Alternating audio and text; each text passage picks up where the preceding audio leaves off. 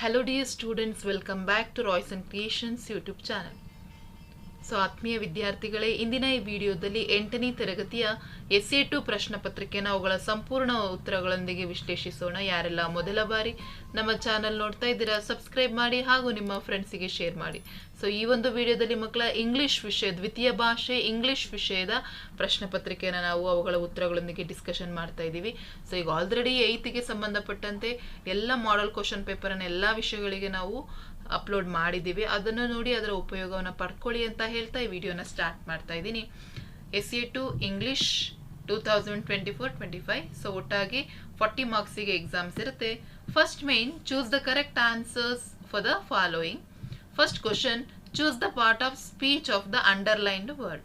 So ಇಲ್ಲಿ underline ಆಗಿರುವಂತಹ ಪದದ ಯಾವುದು ಪಾರ್ಟ್ಸ್ ಆಫ್ ಸ್ಪೀಚ್ ಅಂತ ಹೇಳಿ ನಾವು ಹೇಳಬೇಕಾಗುತ್ತೆ. Ravi wants to go to America. ಹಾಗಾಗಿ ಅಲ್ಲಿ ರವಿ ಅನ್ನೋ ಪದಕ್ಕೆನೆ ಅಂಡರ್ಲೈನ್ ಆಗಿದೆ. ಹಾಗಾಗಿ ಕೊಟ್ಟಿರೋದ್ರಲ್ಲಿ ರವಿ ಅನ್ನೋದು ನೌನಿಗೆ ಬರ್ತದೆ ಮಕ್ಕಳ. ಹಾಗಾಗಿ option A is the right answer. ಅದು ವರ್ಬು ಅಲ್ಲ, ಆಡ್ವರ್ಬ್, ಅಬ್ಜೆಕ್ಟಿವ್, ಅದು ಯಾವುದೂ ಅಲ್ಲ, it is a noun.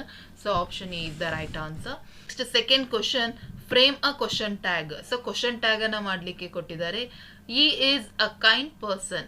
So ಈ ಇಸ್ ಅ ಕೈಂಡ್ ಪರ್ಸನ್ಗೆ ಒಂದು ಕ್ವಶನ್ ಟ್ಯಾಗ್ ಮಾಡಬೇಕು ಅಂದ್ರೆ isn't he is the right answer. So ಹಾಗಾಗಿ option C is the correct answer. Next second main, do as directed. Question number 3, which word has one syllable. So ನೀವು first word ಅನ್ನ, ಎಲ್ಲ words ಅನ್ನ pronounce ಮಾಡಿ ಮಕ್ಕಳ. Father, ability, school, standard.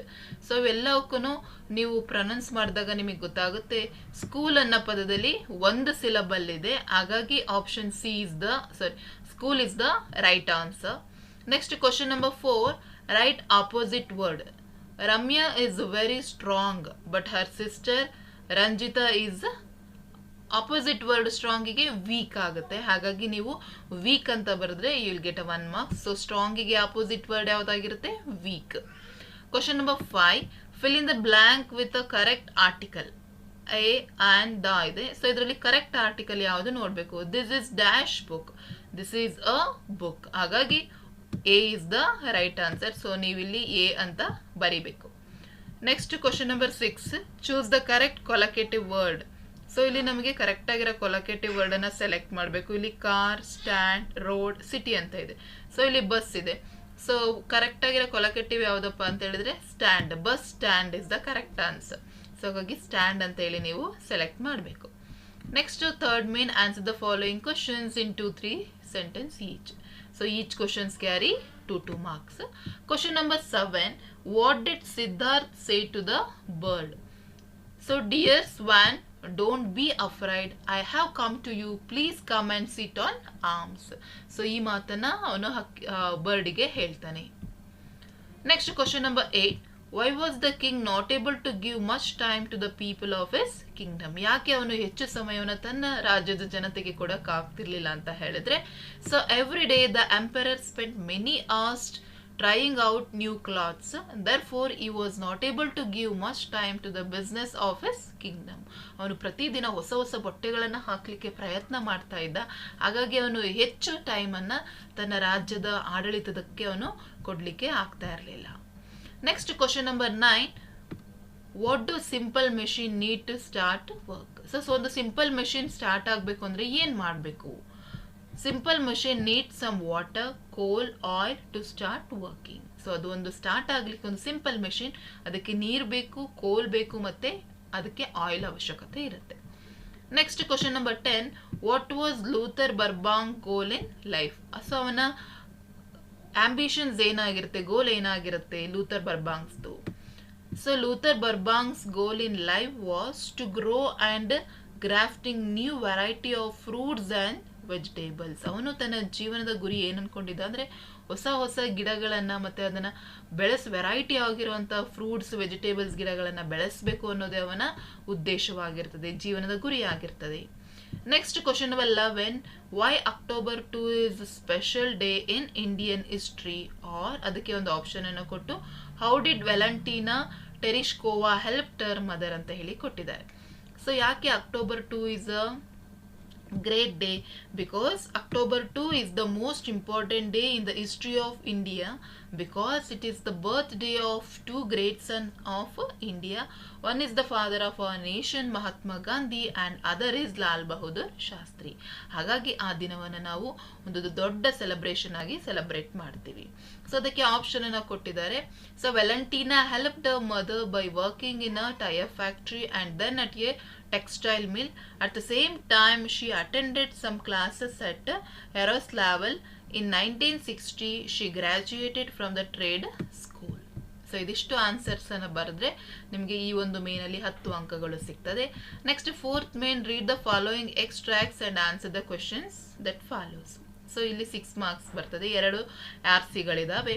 Question number 12, stop right there, ordered our grand father.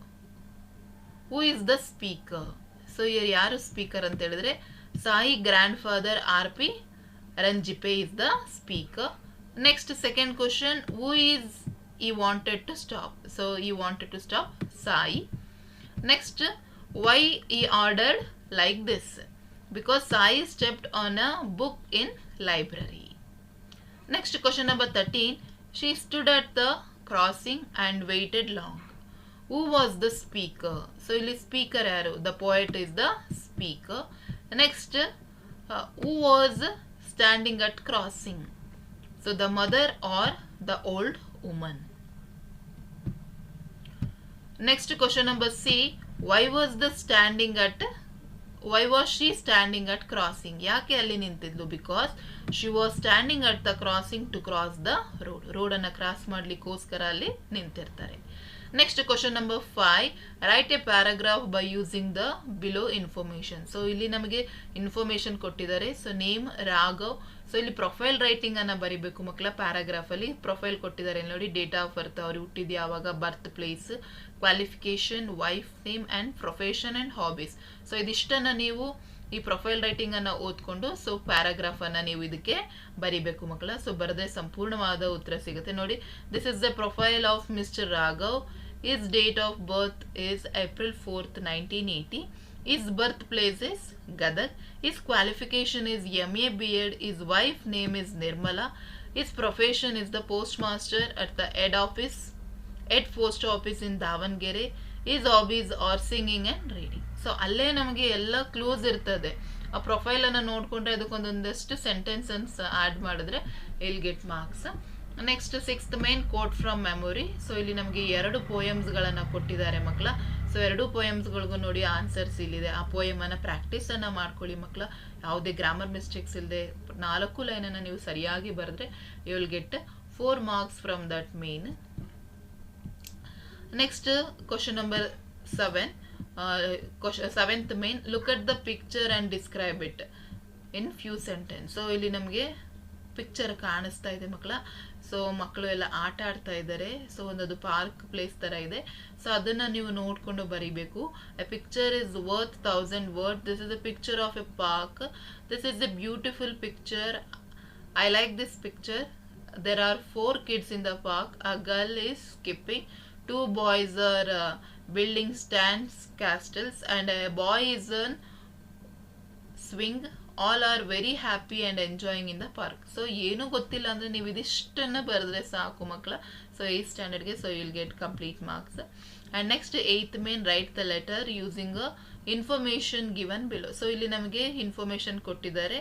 Question number 17, imagine that you are Arun or Asha of 8th standard government high school Kengeri. Write a letter to your class teacher requesting a day's leave. So ರಜೆ ಅರ್ಜಿಯನ್ನು ನೀವು ಬರೀಲಿಕ್ಕೆ ಹೇಳಿದ್ದಾರೆ. Or write a letter to your father requesting him to send 500 rupee for trip. So ಟ್ರಿಪ್ಪಿಗೆ 500 ರೂಪಾಯಿಗಳನ್ನು ಕೇಳಿ ಲೆಟರನ್ನು ಬರೀಲಿಕ್ಕೆ ಹೇಳಿದ್ದಾರೆ. ಸೊ ಎರಡರಲ್ಲಿ ಯಾವುದಾದ್ರೂ ಒಂದು ಲೆಟರನ್ನು ಹಾಕೊಂಡು ತಗೊಂಡು ಬರ್ಕೊಳ್ಳಿ. ಸೊ ನೀವೀಗ ಫಾರ್ಮಲ್ ಲೆಟರ್ ಬರೆಯೋದಾದರೆ ಸೊ ಫ್ರಮ್ ನಿಮ್ಮ ಅಡ್ರೆಸ್ ಹಾಕಿ ಅರುಣ್ ಅಥವಾ Asha 8th standard government high school Kengeri, date. So next to ಯಾರಿಗೆ ಕಟ್ತಾ ಇದ್ದೀರಾ ಮಕ್ಕಳ? The class teacher government high school Kengeri.